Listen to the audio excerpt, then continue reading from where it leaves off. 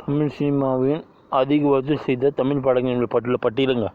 Tamil cinema தமிழ்நாட்டில் சென்னையை தளமாக கொண்ட இந்திய சினிமாவின் ஒரு பகுதியாகுங்க.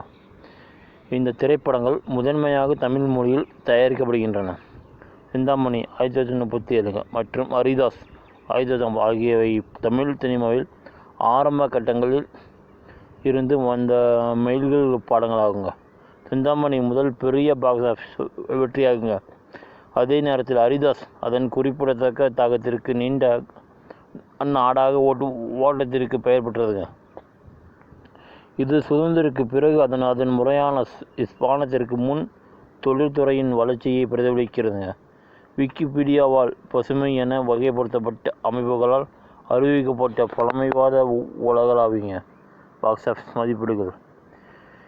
பண விகிதத்துக்கு புள்ளி விவரங்கள் சரி செய்யப்படவில்லை. இருப்பினும் புள்ளி விவரங்களின் அதிகாரப்பூர்வமாக கண்காணிப்பு இல்லைங்க. மேலும் தரவுகளை வெளியீடு ஆதாரங்கள் அவருடைய மதிப்பீடுகள் அதிகரிக்க அடிக்கடி அழுத்தம் கொடுக்கப்படுகின்றன. அதிக வசூல் செய்த படங்களுங்க. 2.0 தமிழில் 666 800 கோடிங்க. 2012 ஆண்டுங்க. சிறை காவலர் 605 650 கோடிங்க. 2023. சிம்மம் 595 620 கோடிங்க. 2023. பொன்னியின் செல்வன் 450 500 கோடிங்க. 2022. விக்ரம்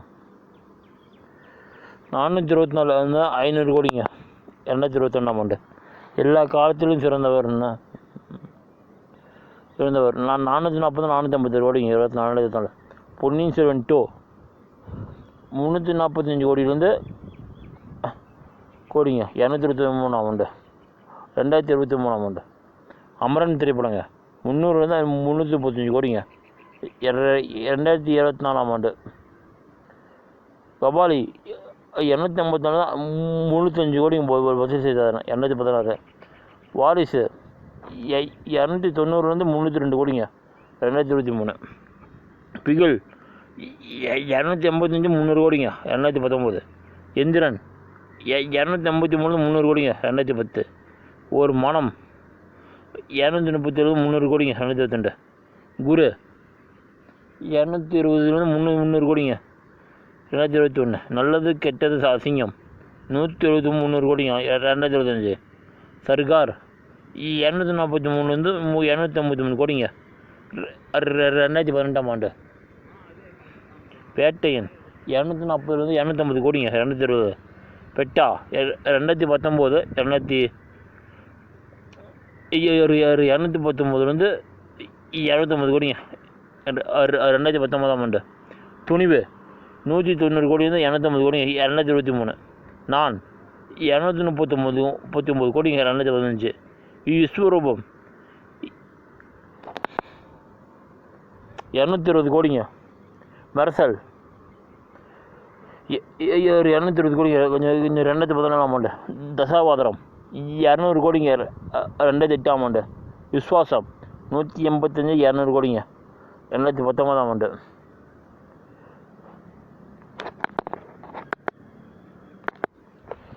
அடுத்து முதல் நாளில் அதிக வசூல் செய்த படங்களுங்க. தலைப்புங்க. சிம்மம் 140 148 கோடிங்க. 2023. எல்லா காலத்திலும் சிறந்தவர் 100 கோடிங்க. 2024. 2.0 100 கோடி 2018. கபாலி 87.5 கோடி 2014. சிறைக்காவலர் 70 87 கோடி 2023. பொன்னியின் செல்வன் 78 கோடி 2024. ஒரு மனம் 72 கோடி 2022. சர்கார் 69 75 கோடி 2012. விக்ரம் 66 கோடி 2024. வேட்டையன் 63.50 கோடி 2024.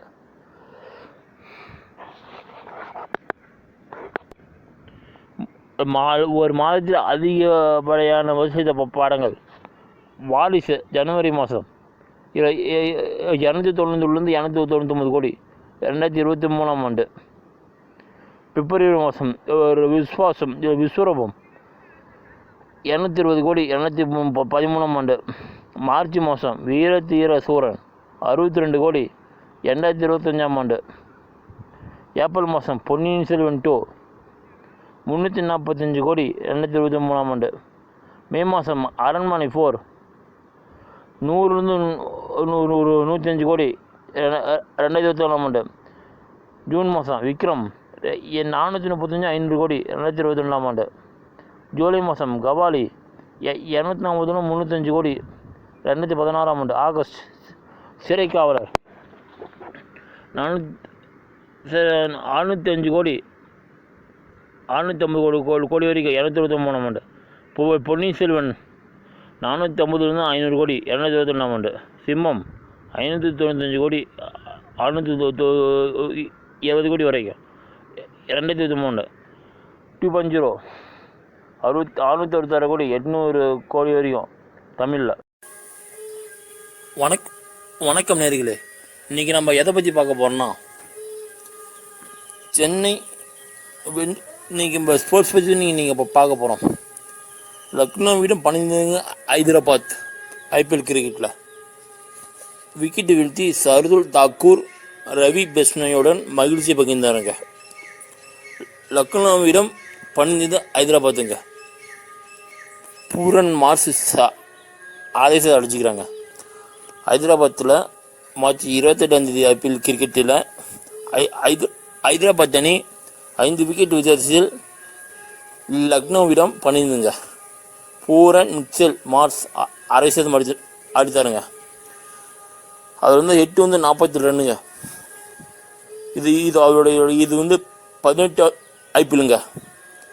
கிரிக்கெட்டு திருவிழாவில் ஹைதராபாத்தில் உள்ள ராஜீவ்காந்தி ஸ்டேடியத்தில் நேற்று இரவு நடந்ததுங்க. ஏழாவது லீக் ஆட்டத்தில் முன்னாள் சாம்பியன் ஹைதராபாத் சன்ரைஸ் அணி லக்னோ சூப்பர் ஜெயின்ஸுடன் மோதியதுங்க.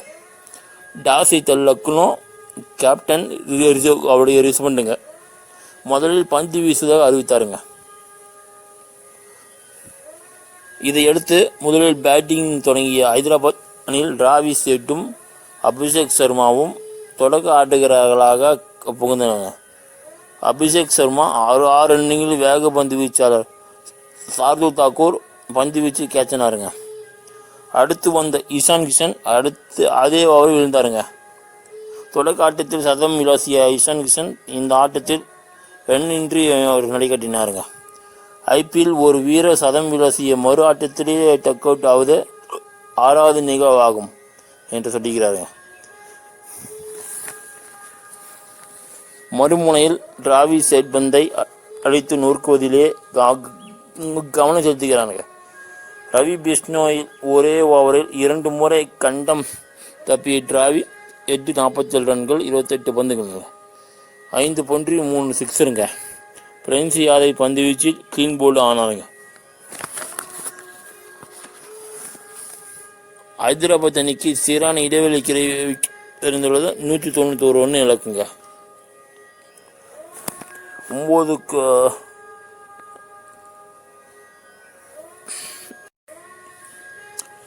நிக்லோஸ் பூரன் சாதனைங்க. லக்னோ வீரர் நிக்லோஸ் பூரன் 18 பந்துகள் 50 ரன்கள் கடந்தாருங்க. ஐபிஎல் போட்டியில் அவர் 20க்கு குறைவான பந்தில் அரை சதம் ஏற்பது இதுவே 4வது முறையாகுங்க. இது ஒரு சாதனையாகுங்க. இதற்கு முன்பு ஹைதராபாத்தின் டிராவிஸ் ஹெட், டெல்லி அணி வீரர் ஜேக் பிராசர் மெர்க்கூரி இந்த வகையில் தலா 3 முறை அரை சதம் அடித்தது இது சாதனையாகுங்க இருந்ததுங்க.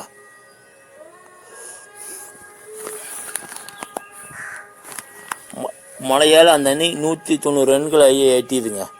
20 ஓவர் முடிவில் ஹைதராபாத் அணி 9 விக்கெட்டுக்கு 190 ரன்கள் எடுத்ததுங்க. லக்னோவில் தரப்பில் சாது தாக்கூர் 5 விக்கெட்டுகள் வீழ்த்தினாருங்க. இதை சேர்த்து தாக்கூரின் விக்கெட் எண்ணிக்கை 100ஆக உயர்ந்ததுங்க. ஐபிஎல் இந்த மைல்களை எட்டிய 25 வீரர் தாக்கூர் ஆவாருங்க. பூரன் மார்ச் அரைசதுங்க. பின்னர் 190 ரன் இலக்கை நோக்கி லக்னோ அணி ஆடியது தொடக்க வீரர் மார்க்கர் 1 ரன்னில் திரும்பினாருங்க. 2வது விக்கெட்டுக்கு நிக்லோஸ் பூரனும் இம்பாக்ட் வீரர் மிச்சல் மார்ஷும் கைகோர்த்து ஹைதராபாத் பந்து வீச்சை பஞ்சராக்கினாருங்க. குறிப்பாக ஆடுகளம் பேட்டிங்கு சாதகமாக இருந்தது. சரியாக பயன்படுத்தி கொண்டாருங்க. நிக்லோஸ் பூரன் மைதானத்தின் நாலாபுறமும் பந்துகளை விரட்டடித்து 12 பந்தில் அரசதை நிறைவு செய்து அதைத்தினார். அத்துடன் அணி 7.3 ஓவர்களில் 100 ரன்களை தொட்டதுங்க. லக்னோ அணியின் அதிவேக சதம் இதுவாகும். அந்த அணியின் ஸ்கோர் 120 உயர்ந்ததுங்க. போத பூரன் 70 ரன்களில் 26 பந்துகளில் 6 பவுண்டரி 6 சிக்ஸர். கமின்ஸ் வீசிய பந்து வீச்சில் LBW ஆனாருங்க. சிறிது நேரத்தில் அரசத்தை எட்டிய மிச்சல் மார்ஸ் 52 ரன்கள் 31 பந்துகள், 7 பவுண்டரி 2 சிக்ஸருங்க. அவரது பந்து வீச்சில் வீழ்ந்தாருங்க. தொடர்ந்து ஆயுஷ் பதோனி 6 ரன்கள், கேப்டன் ரிஷப் பண்ட் 15 ரன்கள் அடுத்தடுத்து விக்கெட்டை இழந்தால் கொஞ்சம் நெருக்கடிகளானது. லக்னோ வெற்றிங்க. இதன் பின்னர் டேவிட் மில்லரும் அப்துல் சமத்தும் 22 ரன்கள், டேவிட் மில்லர் 13 ரன்களுங்க இணைந்து வெற்றி பாதைக்கு அழைத்து சென்றனர். லக்னோ அணி 14 ஓவர்களில் 5 விக்கெட்டுகளுக்கு 193 ரன்கள் குவித்து 5 விக்கெட்டு வீழ்த்தி வெற்றியை வசப்படுத்தியதுங்க.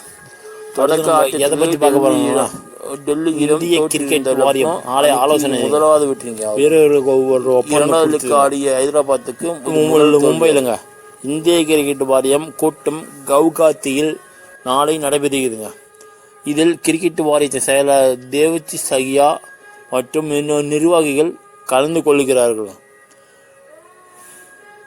இந்த கூட்டத்தில் வீரர்களின் புதிய ஊதிய ஒப்பந்தம் மற்றும் ஜூன் ஜூலையில் நடக்கும் இங்கிலாந்து டெஸ்ட் தொடருக்கான இந்திய அணியின் புதிய கேப்டனாக யாரையும் தேர்வு செய்யலாம் என்பது குறித்து தலைமை பயிற்சியாளர் கௌதம் கம்பீர், தேர்வு குழு தலைவர் அகரகர் ஆகியோரிடம் ஆலோசனை நடத்த குழு தலைவர் அகரகர் ஆடு நடத்தப்படும் என்ற தகவல் வெளியாகி இருக்கிறதுங்க. சமீபத்தில் நடந்த டெஸ்ட் தொடர்களில் கேப்டன் ரோஹித் சர்மா சொதப்பியதால் அவர் இங்கிலாந்து தொடரில் இருந்து ஒதுங்கி விடுவார் என்று தெரிகிறதுங்க.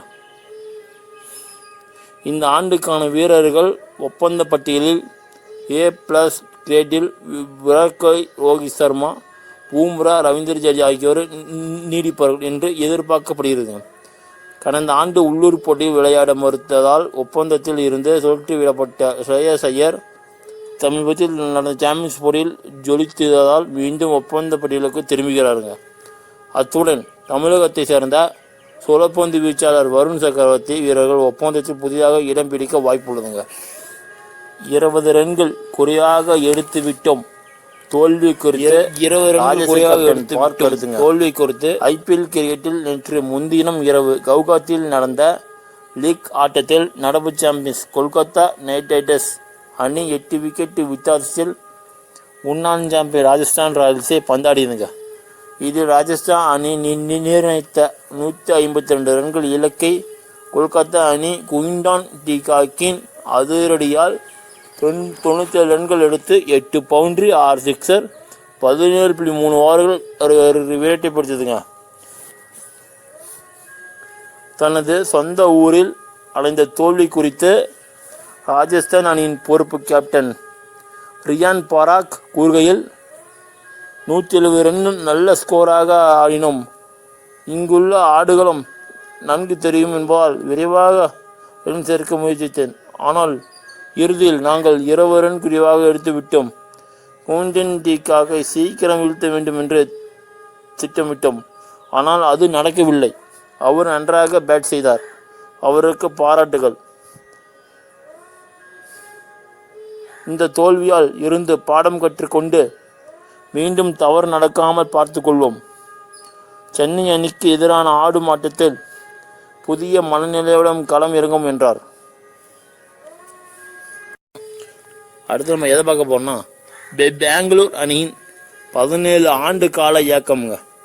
சென்னை சேப்பாக்கத்தில் உள்ள AM சிதம்பரம் ஸ்டேடியத்தில் பெங்களூர் ராயல்ஸ் அணி இதுவரை சென்னை சூப்பர் கிங்ஸுக்கு எதிராக 9 ஆட்டங்களில் விளையாடி அதில் ஒன்றில் மட்டுமே வெற்றி பெற்றுள்ளதுங்க. 8வது தழுவியது அந்த ஒரு வெற்றியை 2008ஆம் ஆண்டு தொடக்க சீசனில் கிடைத்தது. இதில் பெங்களூர் அணி அடுத்த 126 ரன்கள் எட்ட முடியாமல் சென்னை அணி 112 ரன்கள் அடங்கிதுங்க. அதன் பிறகு கடந்த 16 ஆண்டுகள் ஒருமுறை கூட சென்னை அணி அந்த சொந்த மண்ணில் தோற்கடித்ததில்லைங்க.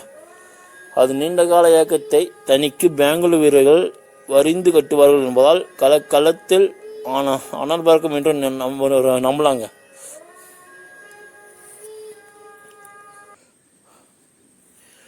சேப்பாக்கம் சென்னை அணியின் கோட்டை சீனிவாசங்க.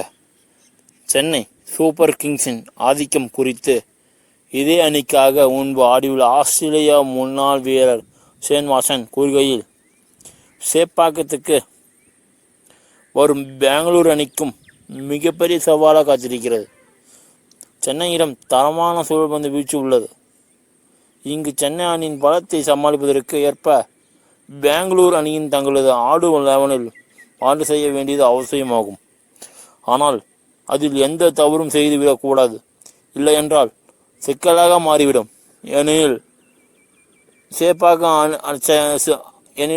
சேப்பாக்கம் சென்னையின் கோட்டை என்பதை மறந்துவிட வேண்டாம். ஒட்டுமொத்த சென்னை அணியின் சேப்பாக்கம் ஆடுகளத்தின்மைக்கு ஏற்ப முழுமையாக அமைக்கப்பட்டுள்ளது. மும்பைக்கு எதிரான தொடக்க ஆட்டத்தில் அஸ்வின், ஜடேஜா, நூர் அகமது ஆகிய 3 சுழற்பந்து வீச்சாளர்களும் அற்புதமாக தாக்கும் சென்னை அணியின் நம்பிக்கை அதிகப்படுத்தி இருக்கும். விக்கெட்டு வீழ்த்தும் ஒரு பவுலர் கிடைத்தகாரர் என்றார். அடுத்தது நம்ம எதை பற்றி பார்க்க போகிறோம்னா, உசிலம்பட்டி நகராட்சி தலைவர், மாநகராட்சி கவுன்சிலர்கள் 3 பேர் நிற்குங்க. அடாவாடியில் தமிழகத்து உத்தரவுங்க. சென்னை மார்ச் 28 அடவாடியில் ஈடுபட்ட உசிலம்பட்டி நகராட்சி தலைவர், சென்னை தாம்பரம் மாநகராட்சி கவுன்சிலர்கள் 3 பேரை அதிரடியாக பதிவு நீக்குங்க செய்தது தமிழக அரசு உத்தரவிட்டுள்ளது. உள்ளாட்சி பிரதிநிதிகளுக்கு எச்சரிக்கை. அடாவடியில் ஈடுபடும் உள்ளாட்சி பிரதிநிதிகளுக்கு கடும் எச்சரிக்கை விடுக்கும் விதமாக தமிழக அரசுகளை எடுக்கும் நடவடிக்கை தொடங்கியுள்ளதுங்க. இது 4 பேர் பதவி நீக்கம் செய்யப்பட்டுள்ளனர். இது தொடர்பாக தமிழக அரசின் நகராட்சி நிர்வாகம்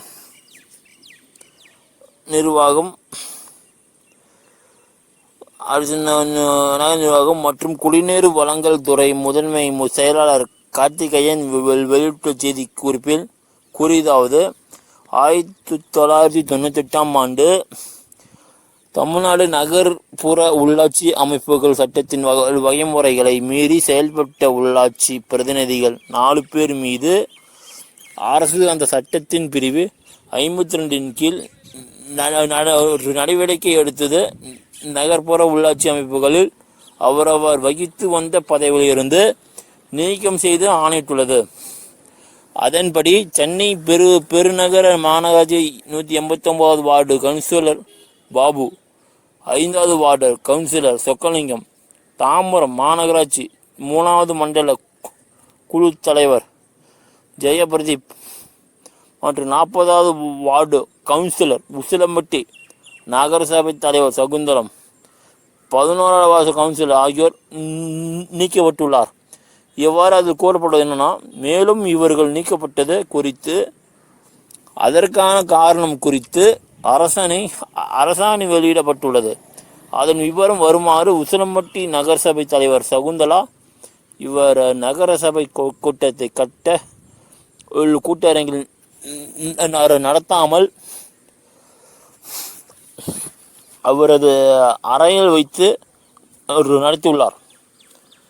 இந்த கூட்டங்களில் அவரது மகன் மற்றும் உறவினர் கலந்து கொண்டு உறுப்பினர்கள் பேசும்போது அவர்களுடன் வாக்குவாதங்களில் ஈடுபடுகிறார்.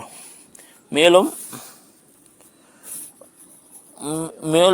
மன்றத்தின் அதிகாரத்தை சுயமாக எடுத்துக்கொண்டு அவரது அதிகார வரம்பினை மீறி தன்னிச்சையாக பணிகளை எடுத்த முன் அனுமதி வழங்கி வருகிறார்.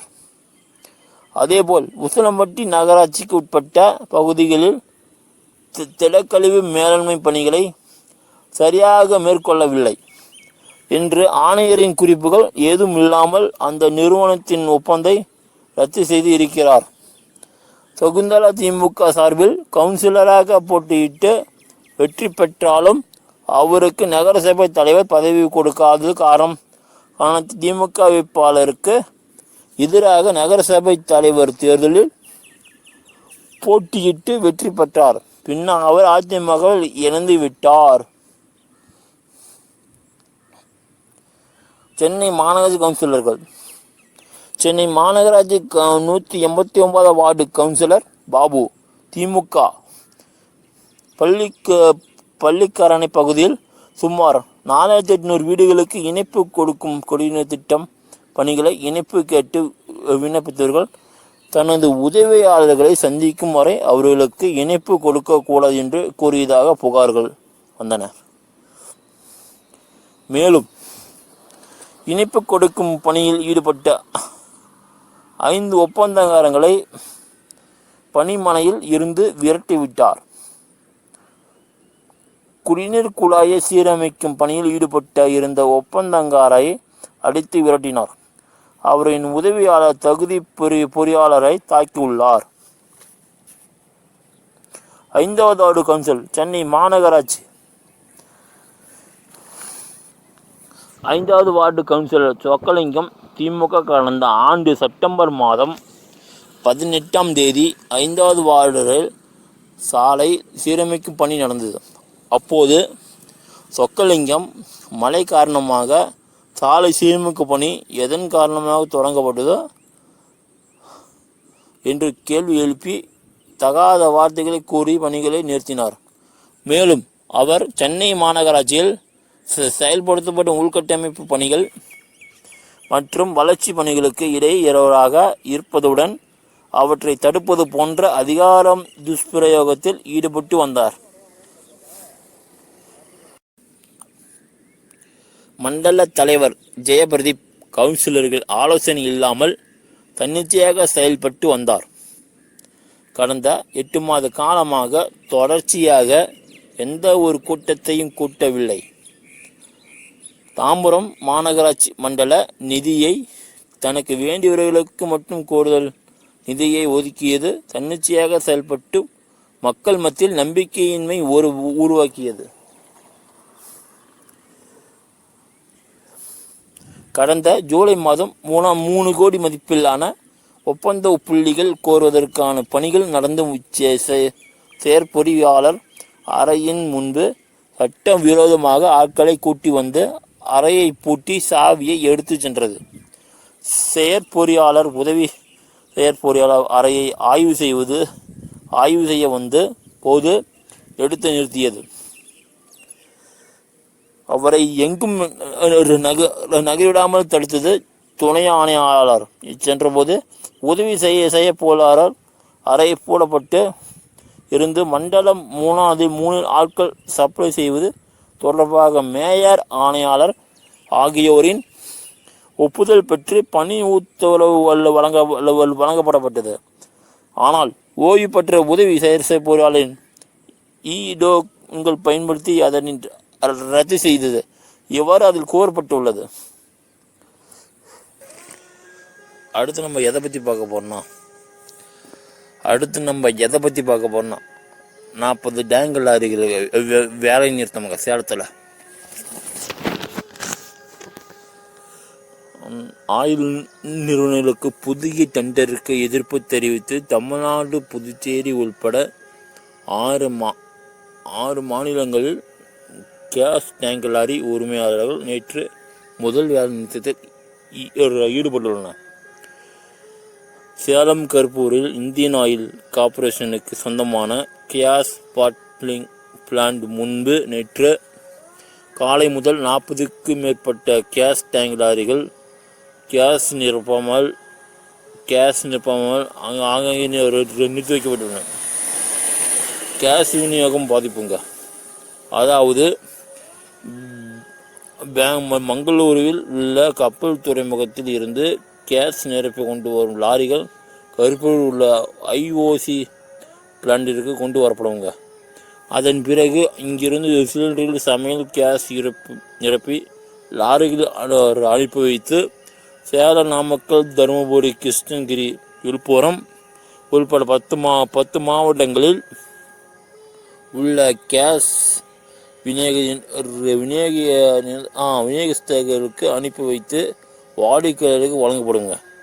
கேஸ் டேங்கர் லாரிகள் வேலை நிறுத்தம் காரணமாக சேலம் உட்பட 10 மாவட்டங்களுக்கு கேஸ் விநியோகம் பாதிக்கப்பட்டுள்ளன. அதிகாரி விளக்கம்.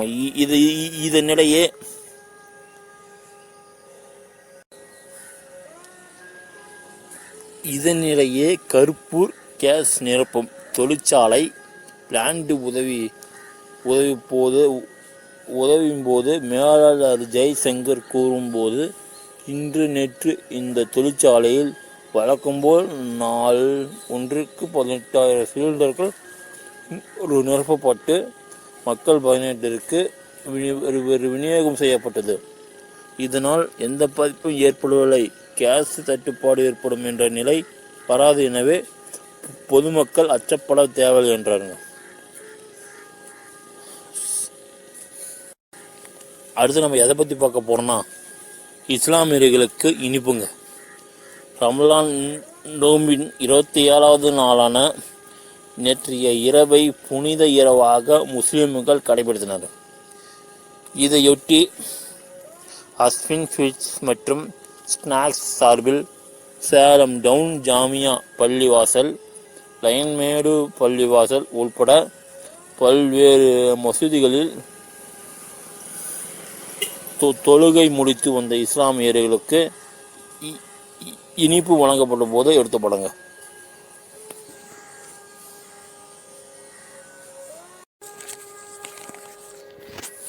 அடுத்து நம்ம எதை பற்றி பார்க்க போறோம்னா, உத்தம சோழபுரங்க. கருப்புநாதர் கோவிலில் பிரதேச வழிபாடுங்க. கொண்டாடப்பட்டிங்க போய் பேசுங்க. சேலம் அருகே உள்ள உத்தம சோழபுரம் கற்பூரநாதர் கோவிலுங்க பிரதேச வழிபாடு நடைபெறுகிறது. முன்னதாக பெரிய நாயகி சமஞ்சேச கருப்பநாதர் சுவாமிக்கு பால், தேன், நெய், இளநீர், தயிர் உட்பட 16 வகையான திரவியங்கள் பொருட்களால் அபிஷேகம் ஆராதனைகள் நடைபெற்றதுங்க. கருப்புநாதர் பெரிய நாயகியுடன் சர்வ அலங்காரத்தில் காட்சி தந்து பக்தர்களுக்கு அருள் பாலித்தாருங்க. இந்த பிரதேச பூஜை உத்தம சோழபுரம் மற்றும் சுற்று வட்டார கிராமங்களில் சேர்ந்த பக்தர்கள் திரளாக கலந்து கொண்டு சாமி தரிசனம் செய்தார்கள். அடுத்து நம்ம பார்க்க போகிறது என்னன்னா, சேலம் மேற்கு மாவட்டத்தில் நாளை திமுக சார்பில் கண்டனம் ஆர்ப்பாட்டங்க. DM Selva Ganapathi MP அறிக்கைங்க. சேலம் மேற்கு மாவட்டம் திமுக செயலாளர் டிஎம்இ செல்வ கணபதி எம்பி வெளியிட்டுள்ள அறிக்கையில் குறிப்பிடாது, தமிழ்நாட்டில் 100 நாள் வேலை ஒரு உறுதி திட்டத்தின் மூலம் தர வேண்டியது 4034 கோடியே வழங்காத பாஜக தனது அரசை கண்டித்ததுங்க. சேலம் மேற்கு மாவட்டத்தில் உள்ள அனைத்து ஒன்றியங்களிலும் நாளை சனிக்கிழமை திமுக சார்பில் கண்டன ஆர்ப்பாட்டம் நடக்கிறதுங்க. இந்த ஆர்ப்பாட்டமானது நங்கவெளியில் எனது டிஎம் செல்வ கணபதி தலைமையில் நடக்கிறதுங்க.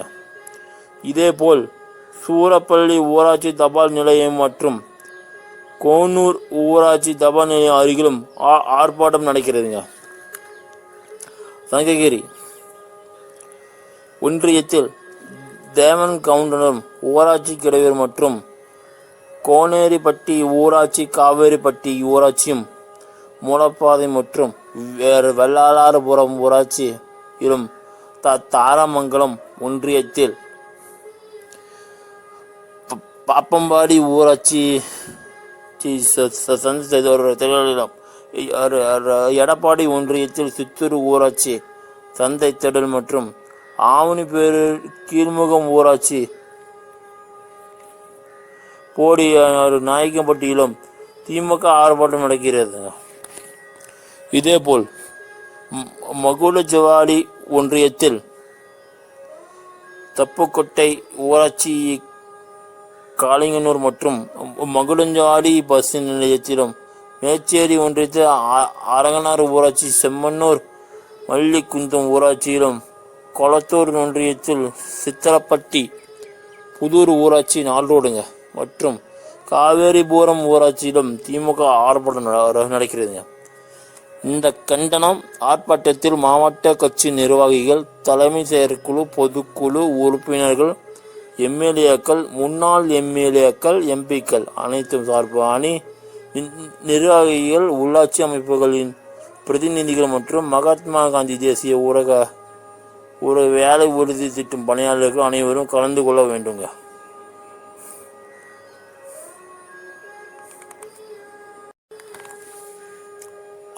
அடுத்து நம்ம எதை பற்றி பார்க்க போகிறோன்னா சங்ககிரி அருகேங்க. இது சங்ககிரி பற்றி பார்க்க போகிறோம். டாக்டர் மீது வேன் மோதலுங்க. 2 தொழிலாளர்கள் பலிங்க. சங்ககிரி மார்ச் 28 அருகே டாக்டர் மீது வேன் மோதிய விபத்தில் 2 தொழிலாளர்கள் இறந்தாருங்க. 2 பேரே இருந்தாங்கன்னா டிரைவர் படுகாயமடைந்தாங்க. சேலம் மாவட்டம் மேச்சேரி அருகே உள்ள பெரிய சோரகை தெற்கத்தையன்னூர் பகுதியை சேர்ந்தவனுங்க நரசிம்மன். அவருடைய வயது 42ங்க. ஓமலூர் அருகே உள்ள வீரப்ப கவுண்டனூர் பகுதியை சேர்ந்தவருங்க மாதேஷ். அவருடைய வயது 43ங்க. தொழிலாளர்களான இவர்கள் 2 பேரும் பெரம்பலூரில் கல்குவாரியில் தங்கி டாக்டர் கம்ப்ரஸர் மூலம் பாறைகளில் குழித்துளையிலும் வேலை செய்து வந்தனர். அதே கல்குவாரியில் வேலை செய்யும் திருப்பூர் மாவட்டம் குன்னத்தூரை சேர்ந்த கோவிந்தராஜ் என்பவருக்கு சொந்தமான டாக்டரில் கம்ப்ரஸர் பொறுத்த நரசிம்மன், மாதேஷ் ஆகியோர் பெரம்பூரில் இருந்து குன்னத்தூருக்கு நேற்று முன்தின இரவு சென்றனர். டாக்டர் நரசிம்மன் ஓட்டி சென்றாருங்க. அவரோட மாதேஷுடன் சென்றாருங்க. சங்ககிரி அருகே கலையனூர் பஸ் நிறுத்தம் பகுதியில் டாக்டர் சென்று கொண்டு இருந்த அப்போது சேலத்தில் இருந்த கோவை நோக்கி தர்பூசணி பழோடு ஏற்றி வந்த வேன் டாக்டர் மீது எதிர்பாராதமாக மோதியது. இந்த விபத்தில் நரசிம்மன், மாதேஷ், வேன் டிரைவர் ஆன கள்ளக்குறிச்சி மாவட்டம் கடம்பூர் பகுதியை சேர்ந்த தீபக் 23 வயதுங்க ஆகிய 3 பேரும் படுகாயமடைந்தனர். இதையடுத்து அந்த வழியாக வந்தவர்கள் 3 பேரையும் மீட்டு சங்ககிரி அரசு ஆஸ்பத்திரிக்கு கொண்டு சென்றனர். அங்கு டாக்டர்கள் பரிசோதனை செய்த போது நரசிம்மன், மாதேஷ் ஆகிய 2 பேரும் வழியிலே இறந்து விட்டது தெரிய வந்ததுங்க. தீபக் மேல் சிகிச்சையாக சேலத்தில் உள்ள தனியார் மருத்துவமனையில் சேர்க்கப்பட்டாருங்க. அங்கு அவருக்கு சிகிச்சை அளிக்கப்பட்டு வருகிறது. அடுத்து போலீஸ் விசாரணை நடக்குதுங்க. இந்த விபத்து குறித்து சங்ககிரி போலீசாருக்கு தகவல் தெரிவிக்கப்பட்டதுங்க. இதையடுத்து போலீசார் ஆஸ்பத்திரிக்கு சென்று நரசிம்மன், மாதேஷ் ஆகிய 2 பேரின் உடல்களையும் பிரேத பரிசோதனைக்கு அனுப்பி வைத்தனர். ஒரு விபத்து குறித்து போலீஸ் இன்ஸ்பெக்டர் ரமேஷ் வழக்கு பதிவு செய்து விசாரணை நடத்தி வருதுங்க. அடுத்து நம்ம எதை பற்றி பார்க்க போகிறோம்? தாராமங்கலம் அருகே 10 லட்சம் கேட்டு கொத்தனார் கடத்தல், ஆவார மாசடி கும்பல் சிக்கியதுங்க. தாரமங்கலம் ஆட்சி இது 22 தாரமங்கலம் அருகே 10 லட்சம் கேட்டு கொத்தனாரை கடத்திய 3 பேரை பொழுது கைது செய்தனர். அவர்களும் நடத்திய விசாரணையில் அவர்கள் ஆவலா பணமாற்றத்தில் ஈடுபட்டது தெரியவந்துள்ளதுங்க. சேலம் மாவட்டம் தாராமங்கலம் அருகே உள்ள கருக்கு குப்பட்டியை சேர்ந்தவருங்க தங்கராஜ், வயது 40ங்க. கொத்தனார் இவருடைய மனைவி பச்சை அம்மாள், அவருடைய வயது 35ங்க. கடந்த 24ஆம் தேதி தங்கராஜ் வேலைக்கு வெளியூர் செல்வதாக வீட்டில் கூறிவிட்டு சென்றுள்ளாருங்க. நேற்று முன்தினம் இரவு தனது மகளின் செல்போன் எண்ணிற்கு தொடர்பு கொண்ட தங்கராஜ் தன்னை 10 லட்சம் கேட்டு மர்மமுகம் கும்பல் கடத்தி சென்று திருப்புத்தூர் பகுதியில் ஒரு வீட்டில் அடைத்து வைத்திருப்பதற்காக கூறிவிட்டு செல்போனை துண்டித்துள்ளாருங்க. அவருடைய மனைவி புகார் அளிச்சுக்கிறாங்க. இந்த தகவலை கேட்ட தங்கராஜ் குடும்பத்தினர் அதிர்ச்சி அடைந்தனர். உடனடியாக அவரின் மனைவி பச்சையம்மாள் அவரை மர்ம நபர்கள் கடத்தி சென்று அடைத்து வைத்திருப்பதாகவும் தனது கணவரை பத்திரமாக மீட்டு தரக்கோரியும் தாரமங்கல் போலீசார் நிலையத்தில் புகார் கொடுத்தனர். இது பற்றி வழக்கு பதிவு செய்த தாரமங்கலம் போலீஸ் இன்ஸ்பெக்டர் சுப்பிரமணி மற்றும் போலீசார் தேடுதல் வேட்டையில் இறங்கினாருங்க.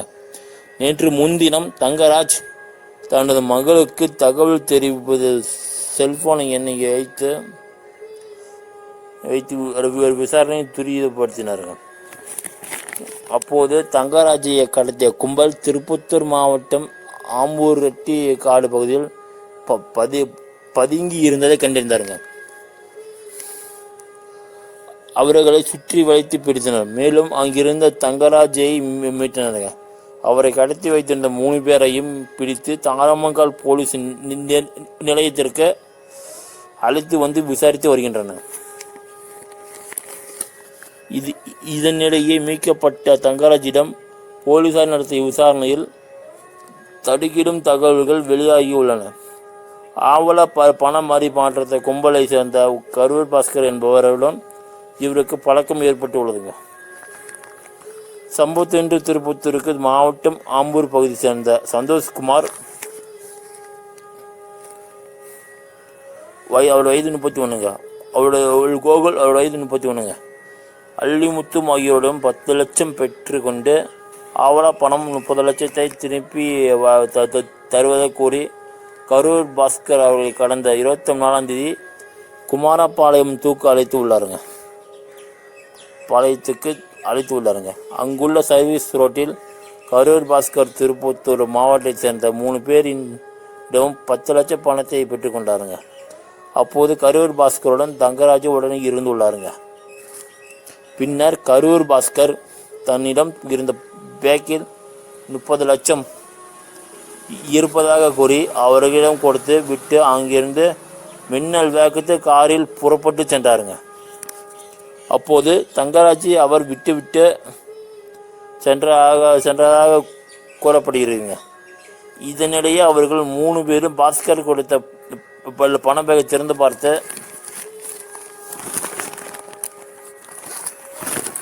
திறந்து பார்த்தபோது அதில் 500 ரூபாய் நோட்டுகள் 3 மட்டுமே இருந்தது. மற்ற அனைத்தும் வெள்ளைத்தாள்கள் என பதயம் கண்டு அதிர்ச்சி அடைந்தனர். மேலும் பாஸ்கர் தங்களை ஏமாற்றிவிட்ட நிலையில் அவருடன் வந்த தங்கராஜை அவருடைய கூட்டாளி என்று கருதி அவர்கள் 3 பேரையும் திருப்பத்தூர் மாவட்டத்திற்கு அவரை கடத்தி சென்று 10 லட்சம் கேட்டு மிரட்டிய போலீஸ் விசாரணையில் தெரியவந்துள்ளதுங்க. இதையடுத்து தங்கராஜை கடத்தி பணம் கேட்ட மிரட்டியதாக திருப்பத்தூர் மாவட்டம் ஆம்பூர் பகுதியை சேர்ந்த சந்தோஷ்குமார், நரசிம்மன் வயது 36ங்க ஆகியோர் தாரமங்கல போலீசார் கைது செய்துள்ளனர். மேலும் இந்த ஹாவலா பணப்பறிப்பறி மற்றும் கும்பலுடன் தங்கராஜிற்கு தொடர்பு உள்ளதா என்று தீவிர விசாரணை நடத்தி வருகின்றது. இதனிடையே தங்கராஜியை கடத்தி வந்தவர்களில் தலைமையாக உள்ள அள்ளிமுத்துவை போலீசார் வலைவீசி தேடி வருதுங்க. இந்த சம்பவம் தாரமங்கல பகுதியில் பரபரப்பை ஏற்படுத்தி உள்ளதுங்க. அடுத்து நம்ம எதை பற்றி பார்க்கறோம், தமிழக அரசு தகவல் வெளியிட்டிருங்க. சேலம் மெட்ரோ ரயில் திட்டம் அரசின் பரிசீலனையில் உள்ளதுங்க. Chennai March 28 Salem metro rail திட்டத்திற்கான விரிவான சாத்திய குழு அறிக்கை அரசின் பரிசீலனை இருந்து வருகிறது என்றும் தமிழக அரசு கூறியுள்ளதுங்க. மெட்ரோ ரயில் தமிழக சட்டசபையில் திட்டம் வளர்ச்சி சிறப்பு முயற்சிகள் துறை, இளைஞர் நலன் மற்றும் விளையாட்டு மேம்பாட்டுத்துறை, சிறப்பு திட்டம் செயலாக்கத்துறை ஆகிய துறைகளுக்கான கொள்கை விளக்கம் குறிப்பு நேற்று முன்வைக்கப்பட்டுள்ளதுங்க. அதில் கூறப்பட்ட தகவல்கள் அதிகரித்து வரும் போக்குவரத்து நெரிசல் மற்றும் போக்குவரத்து துறைக்கான தீர்வை கோவை, மதுரை, சேலம், திருச்சி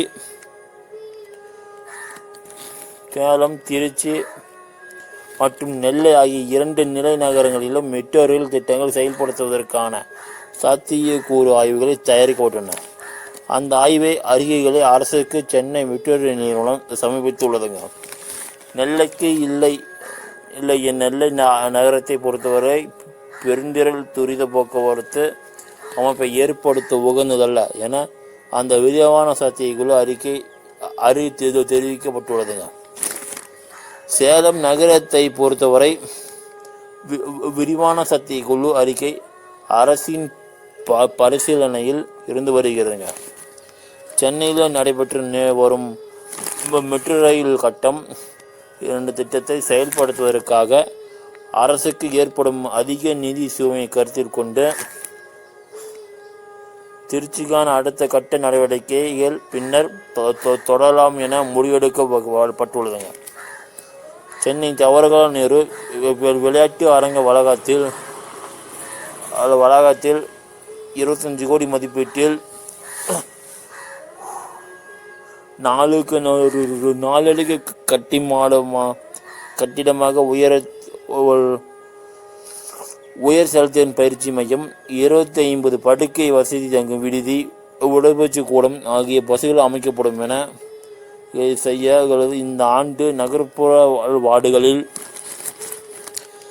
19,429 தொகுப்பு விநியோகம் செய்யப்படுங்க.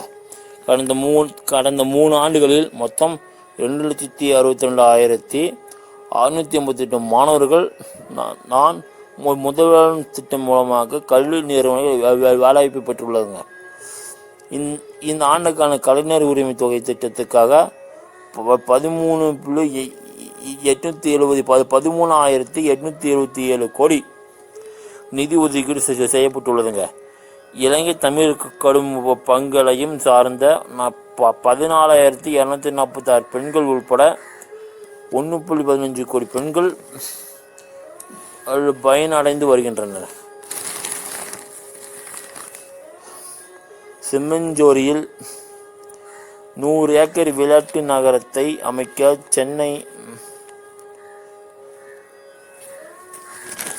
சென்னை மெஞ்சோரில் பரப்பளவு நிலம் அடையாளம் காணப்பட்டு இளைஞர் நலன் மற்றும் விளையாட்டு மேம்பாட்டுத்துறைக்கு மாற்றப்பட்டு உள்ளார்கள். இது முக்கிய சர்வதேச விளையாட்டு நிகழ்வுகள் மாநிலத்தில் நடைபெற வழிவகுக்குங்க. பிரபலமான பாரம்பரிய விளையாட்டுகளை சர்வதேச தரத்திற்கு உயர்த்துவதுடன் இளைஞர்களை விளையாட்டுகளை நோக்கி இருக்க வழிவகுக்குங்க. இதற்கான விரிவான தொழில்நுட்ப பொருளாதார சாத்தியக்கூறு அறிக்கை முடிவு அடையும் தருவாயில் உள்ளதுங்க. கோவை சிங்காநல்லூரில் 28.36 ஏக்கர் பரப்பளவில் சர்வதேச கிரிக்கெட் விளையாட்டு அரங்கம் அமைக்க திட்டமிடப்பட்டுள்ளதுங்க. இதற்கான விரிவான திட்ட அறிக்கை தயார் செய்ய ஆலோசகருக்கு நியமிக்கப்பட்டுள்ளனர். பெண்களுக்கு உரிய தரமான வாய்ப்பு திட்டம் ஒன்று 50 லட்சம் செலவில் ஒப்பந்தம் அடிப்படையிலான நிறுவனத்தின் மூலம் உருவாக்கப்படும் என இவ்வாறு அதில் கோரப்பட்டு உள்ளதுங்க.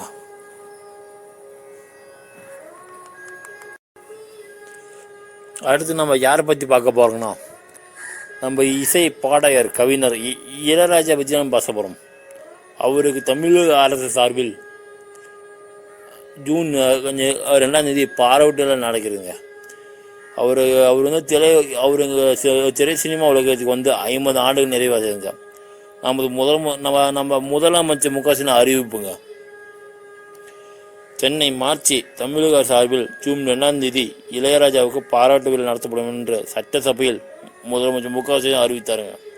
இளையராஜா பிறந்தநாள் சட்டசபையில் இளைஞர் நலன் மற்றும் விளையாட்டு மேம்பாட்டுத்துறை மானியத்திற்கோரிக்கை மீதான விவகாரத்தில் விடுதலை சிறுத்தைகள் கட்சி எம்எல்ஏ சிந்தனை செல்வன் பேசினாருங்க. அப்போது நடந்த விவாதம் வருமாறு சிந்தனை செல்வன், விடுதலை சிறுத்தைகள் இசை இமைப்பாளர் இளையராஜா சர்வதேச நாடுகளுக்கு சென்று சிம்போனி இசை அரங்கம் ஏற்றியுள்ளாருங்க. அவரை நம்முடைய முதலமைச்சர் மனமிருந்து பாராட்டியுள்ளாருங்க. தமிழகத்தில் பிறந்த இசை மேதை உலகில் எங்கோ சிம்போனி இசைக்கிற போது அந்த சிம்போனியை தமிழகத்தில் கேட்க முடியாத என்கின்ற ஏக்கம் தமிழக மக்களிடம் இருக்கிறதுங்க. தமிழகத்தில் சிம்போனி இசை இளையராஜா அரங்கேற்றுவதற்கு தமிழக அரசு ஒரு நடவடிக்கை எடுக்குமா? இவ்வாறு அவர் பேசியது முதலமைச்சர் மு.க. ஸ்டாலின் குறுக்கிட்டு அவருக்கு பதில் அளித்தாருங்க.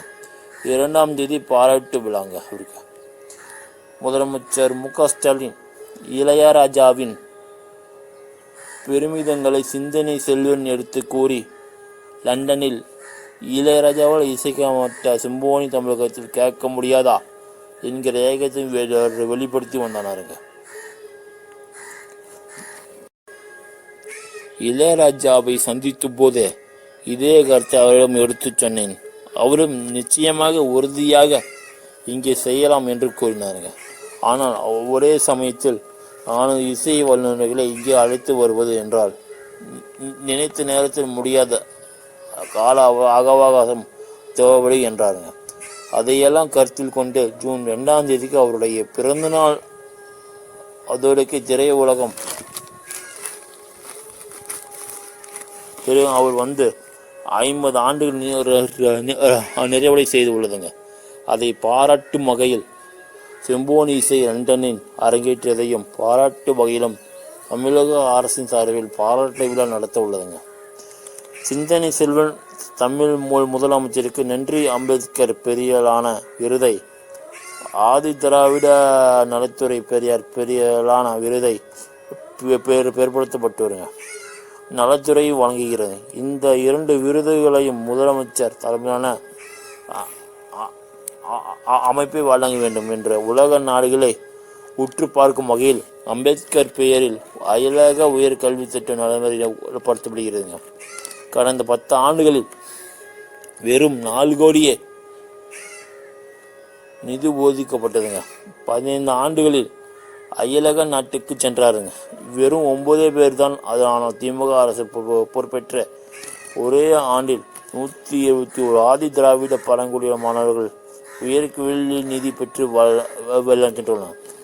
ஒவ்வொரு மாணவர்களும் 24 லட்சம் முதல் 34 லட்சம் வரை உதவித்தொகை கிடைக்கப்பெற்றுள்ளதுங்க. அதே நேரம் அம்பேத்கர் பெயரில் அனைத்து மக்களும் பயன்பெறும் வகையில் இத்திட்டம் ஒன்று நிறைவேற்றப்பட வேண்டும். எனவே அம்பேத்கர் உயர் திட்டத்தை பிற்படுத்த வேண்டும். மாணவர்களுக்கு மிகவும் பயன்பெறும் வகையில் உரிய நிதி ஒதுக்கீடு செய்த திட்டத்தை விரிவுபடுத்த நடைமுறைப்படுத்த வேண்டும் என்று அவர் பேசினார். அடுத்து நம்ம எதை பற்றி பார்க்க போறோம்னா, உதயநிதி ஸ்டாலினுக்கு திடீர்னு உடல்நலக்குறைவுங்க. சட்டசபைக்கு வராது குறித்து முதலமைச்சர் விளக்குங்க. சட்டசபையில் துறை ரீதியான மானிய கோரிக்கை விவாதம் நடந்து வருகிறதுங்க. அந்த வகையில் இளைஞர் நலன் மற்றும் விளையாட்டு மேம்பாட்டுத்துறை சிறப்பு திட்ட செயலாக்கத்துறை சார்ந்த மானிய கோரிக்கை மீதான விவாதம் நேற்று நடந்ததுங்க. இந்த 2 துறைகளுக்கும் துணை முதலமைச்சர் உதயநிதி ஸ்டாலின் அமைச்சர். ஆனால் அவருக்கு நேற்று திடீரென்ற உடல் நலக்குறைவுங்க ஏற்பட்டதால் அவர் அவைக்கு வரவில்லைங்க. எனவே அந்த 2 துறைகளுக்கான மானிய கோரிக்கையை முதல்வர் மு.க. ஸ்டாலின் தாக்கல் செய்தாருங்க. அப்போது துணை முதலமைச்சர் உதயநிதி ஸ்டாலினுக்கு அவைக்கு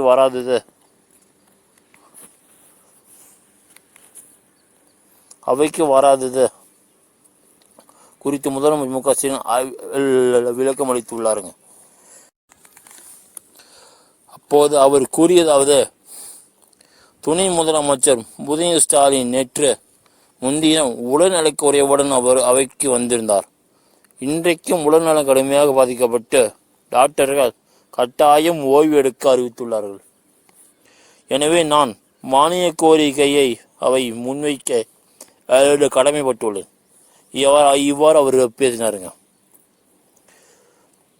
துணை முதலமைச்சர் உதயநிதி ஸ்டாலின் அவைக்கு வராது துறை சார்ந்த பதிலுரை மற்றும் புதிய அறிவிப்புகள் பின்னர் அறிவிக்கப்படும் என்று சபாநாயகர் அறிவித்தாருங்க.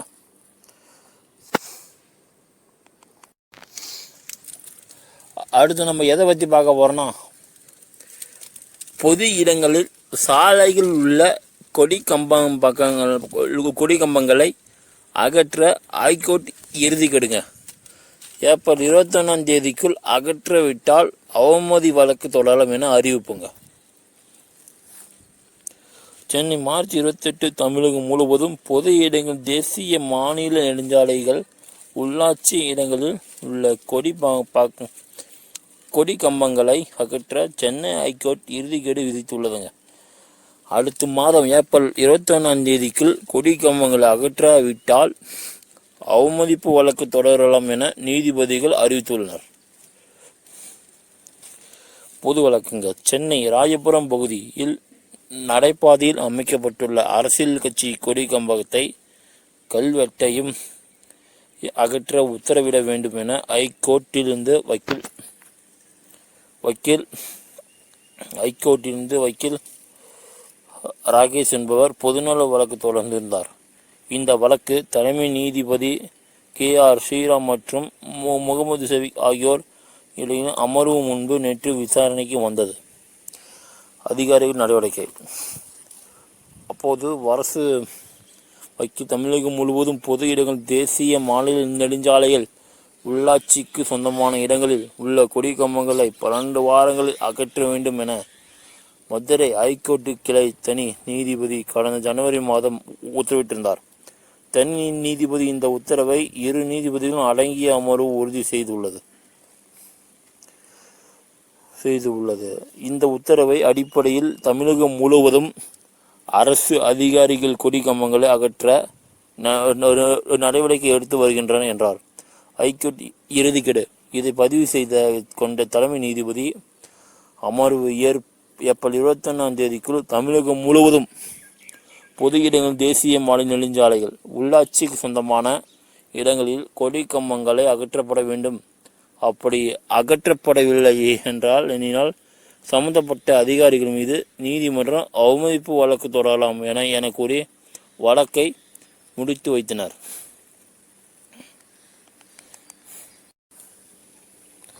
அடுத்து நம்ம எதை பற்றி பார்க்க போகிறோம்னா, பொது பணித்துறை சார்பில் கட்டுமான பணி தகவல் தொழில்நுட்ப புத்தகங்கள் முதலமைச்சர் மு க ஸ்டாலின் வெளியிட்டாருங்க. சென்னை மார்ச் 22 பொது பணித்துறை சார்பில் தயாரிக்கப்பட்டுள்ள கட்டுமான பணி தகவல்கள் தொழில்நுட்ப அடங்கிய புத்தகங்கள் முதலமைச்சர் மு க ஸ்டாலின் சென்னையில் வெளியிட்டாருங்க. கட்டுமான பணி பதிவு புத்தகங்கள். தமிழ்நாட்டில் கட்டுமானம் மற்றும் பொறியியல் பணிகள் பல்வேறு துறைகள் மூலம் நிறைவேற்றப்பட்டு வருகின்றன. ஒவ்வொரு துறையிலும் அத்துறைக்கு ஏற்பணிகளை மேற்கொள்வது ஏதாவது துறை வாரியாக தகவல் அடங்கிய புத்தகங்கள் தனித்தனியாக பயன்பாட்டில் உள்ளது. கடந்த 1984 ஆண்டு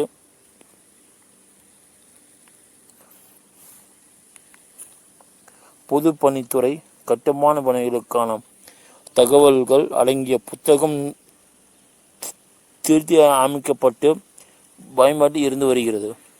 தற்போது தமிழ்நாடு அரசு அனைத்து பொறியியல் துறைகளுக்கும் உபயோக வகையில் ஒருங்கிணைந்த கட்டுமான பணிகளுக்கான தகவல் அடங்கிய புத்தகம் தயாரிக்கப்பட்டுள்ளது. காலப்போக்கில் பல்வேறு தொழில்நுட்ப வளர்ச்சியின் காரணமாக கட்டுமானங்கள் நவீன தொழில்நுட்ப இயந்திரங்கள் மற்றும் நவீன கட்டுமான முறைகள் மூலம் மேற்கொள்ளப்பட்டு வருகின்றன. இந்த மாற்றங்களை கட்டுமான பணிகளுக்கான தகவல்களின் விவரங்கள் மூலம் மதிப்பீட்டு தொகையினை ஒரே மாதிரியாக அனைத்து பொறியியல் கட்டுமான துறைகளிலும் மேற்கொள்ளும் வகையில் தொகுதி 1 மற்றும் 2 இந்து சமய மற்றும் அறநிலையத்துறை தொகுதியை நெடுஞ்சாலைத்துறை மற்றும் தமிழ்நாடு குடிநீர் வடிகால் வாரியம் தொகுதி 4, 5, 6, 7 மற்றும் 8 சென்னை பெருநகர குடிநீர் மற்றும் வாரியம் ஆகிய 8 தொகுதியிலும் கொண்ட கட்டுமான வகைகளுக்கான தரவு விவரம் புத்தகங்கள் தயாரிக்கப்பட்டுள்ளது.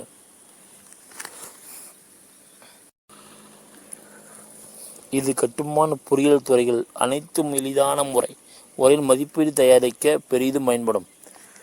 பொதுப்பணித்துறைக்கான கட்டுமான பணிகளுக்கு இப்புதிய தகவல் தொழில்நுட்ப புத்தகங்கள் 40 ஆண்டுகளுக்கு பிறகு தற்போது கட்டுமான துறையில் ஏற்பட்டுள்ள பல்வேறு மாற்றங்கள் மற்றும் வளர்ச்சியை உள்ளடக்கி தயாரிக்கப்பட்டுள்ளது.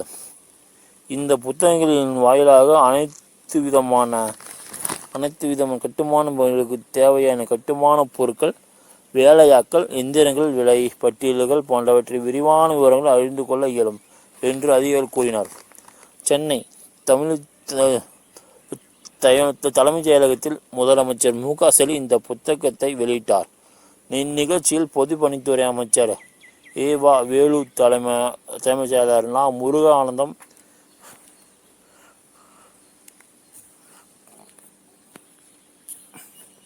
பொதுப்பணித்துறை செயலர் ஜெயகாந்த், நெடுஞ்சாலை மற்றும் துறைமுகங்கள் துறை செயலர் டாக்டர் ஆர். செல்வராஜ், பொதுப்பணித்துறை முதன்மை தலைமை பொறியாளர் மணிவண்ணன், தலைமை பொறியாளர் சென்னை மண்டலம் மணிகண்டன், நெடுஞ்சாலைத்துறை முதன்மை இயக்குனர் ஆர். செல்வதுரை மற்றும் அரசு உயர் அலுவலர்கள் கலந்து கொண்டனர்.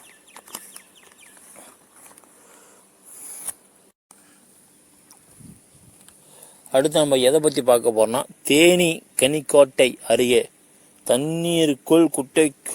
தண்ணீர் குட்டைக்குள் தவறி விழுந்த தத்தளித்த யானை. 1.25 மணி நேர போராட்டத்திற்கு பிறகு மீட்பு.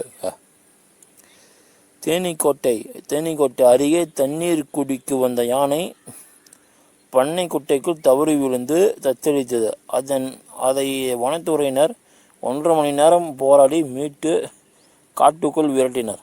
ஆண் யானை அது. கிருஷ்ணகிரி மாவட்டம் தேன்கனிக்கோட்டை சரத்திற்கு உட்பட்ட ஐயூர் வனப்பகுதியில் காட்டு யானைகள் அதிக அளவில் உள்ளன. தற்போது கோடைக்காலம் என்பதால் காட்டு யானைகள், காட்டு எருமைகள், மான்கள் உள்ளிட்ட வனவிலங்குகள் தாகம் தீர்க்க தண்ணீரை தேடி நீர்நிலைகளுக்கு அடிக்கடி வருகின்றன. அந்த வகையில் ஐயூர் வனப்பகுதியில் இருந்து ஆண் யானை ஒன்று தாகம் தீர்க்க முருக்கன் கிராமத்துக்கு வந்து அங்குள்ள விவசாய தோட்டத்தில் அருகில் பண்ணை குட்டை அமைக்கப்பட்டு இருந்தது. பண்ணை குட்டைக்குள் விழுந்து தண்ணீர் தேடி வந்த யானை காலை 5:45 மணி அளவில் 10 அடி ஆழமுள்ள பண்ணை குட்டைகள் விழுந்துள்ளது. அதில் 2 மீண்டும் அந்த யானையால் வெளிவர முடியவில்லை. பிளறியபடியே குட்டைகள் அங்கும் இங்கும் அந்த யானை சுற்றி திரிந்தது. யானையின் பிளறல் சத்தம் கேட்டு கிராம மக்கள் ஓடி வந்து பார்த்தனர். இது தொடர்பாக கிராம மக்கள் தேன்கனிக்கோட்டை வனத்துறையினருக்கு தகவல் தெரிவித்தனர். வனத்துறையினர் வேட்டை தடுப்பு காவலர்கள் சம்பவ இடத்துக்கு விரைந்து வந்தனர். பண்ணை குட்டையை விட்டு யானையை வெளியேற்ற அதிகாரிகள் நடவடிக்கை எடுத்தனர். அதாவது பொக்லைன் இயந்திரத்தை வரவழைத்து பண்ணை குட்டையின் ஒரு பகுதி கரையின் மண்ணை அள்ளி சரிவான பாதை போன்று அமைத்தனர். அதன் வழியாக யானை தடுமாறி வெளியே வந்து யானை வெளியே வந்ததுடன் பொக்லைன் எந்திரம் பொதுமக்களை கண்டு ஆக்ரோஷமாக பிளறியது. காலை தூக்கி பொக்லைன் எந்திரத்தை மிதித்தது. இதனால் கிராம மக்கள் நாலாபுரமும் தலை தெறிக்க ஓட்டம் பிடித்தனர். மேலும் அங்கு திடீர் பரபரப்பு ஏற்பட்டது. உடனே அங்கிருந்த பொதுமக்கள் ஊக்குரலிட்டு கூச்சல் போட்டதால் யானை மெதுவாக அருகில் உள்ள வனப்பகுதியை நோக்கி நடக்க தொடங்கினர். அதைத் தொடர்ந்து யானையை ஐயூர் வனப்பகுதிக்கு விரட்ட வனத்துறை நடவடிக்கை எடுத்தனர். அதற்கு நல்ல பலன் கிடைத்தது. இதையடுத்து சுமார் 7:15 மணி அளவில் யானை வனப்பகுதிக்கு விரட்டப்பட்டது. அதன் பிறகு அந்த பகுதி மக்கள் நிம்மதி பெருமூச்சு விட்டனர். அந்த யானைக்கு 35 வயது இருக்கும் என்று வனத்துறையினர் கூறினார்கள். சுமார் 1.5 மணி நேரம் போராட்டத்துக்கு பிறகு யானையை வனத்துறையினர் கொட்டைக்குள் இருந்து மீட்டனர் என்பது குறிப்பிடத்தக்கது.